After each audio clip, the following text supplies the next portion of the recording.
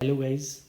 एक salaried employee हमेशा ये सोचता रहता है क्या उस पर एडवांस टैक्स के प्रोविज़न एप्लीकेबल है। वो सोचता है कि ये सिर्फ बिजनेसमैन पे एप्लीकेबल होते हैं। नहीं, ऐसा नहीं है।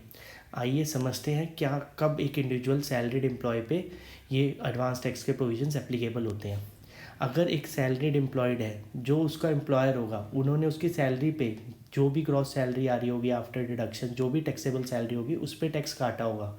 बट अगर सैलरी एम्प्लॉयड है, उसको अदर सोर्सेज ऑफ इनकम है, जैसे कि सेविंग इंटरेस्ट की इनकम है, फिक्स्ड डिपॉजिट की इनकम है, उसको कैपिटल गेन हुआ है, शेयर्स में आजकल सबको इन्वेस्ट करता है। अगर आपको long term short term capital gain हुआ है from sale of mutual fund, अगर आपने कोई प्रॉपर्टी सेल करी है जिस पे कि आपको कैपिटल गेन हुआ है, आपकी कहीं से रेंटल इनकम आ रही है, अगर आप more than one property hold करते हो और आपने उसे रेंट पे दे रखी है, कहीं से आपको कमीशन मिला है, आप इंश्योरेंस का या एलआईसी का पार्ट टाइम काम कर सकते हैं, अगर आपको कोई फ्रीलांसिंग आपने अपने पर्सनल लेवल पे कोई प्रोजेक्ट उठाया है, इन सभी से कोई भी इनकम हुई है, तो आपको उस केस में एडवांस टैक्स डिपॉजिट कराना पड़ेगा।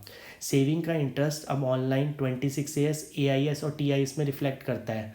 न्यू इनकम स्कीम के अंदर आपको इसकी कोई डिडक्शन नहीं मिलती है। 10,000 तक के स्लैब की भी कोई डिडक्शन नहीं मिलती है, जो पहले 80TTA के अंदर मिलती थी। तो हर किसी के अंदर ऊपर एडवांस टैक्स की लायबिलिटी आती है। अगर आप वो डिपॉजिट नहीं करा रहे हैं तो आपके ऊपर 234ABC इंटरेस्ट एज एप्लीकेबल, उसकी पेनल्टी इंटरेस्ट का प्रोविज़न एप्लीकेबल होता है। तो 15 मार्च इज़ द लास्ट डेट। अपनी टैक्स कैलकुलेशन करिए और जो भी आप पे टैक्स बनता है वो डिपॉजिट कराइए। Thank you.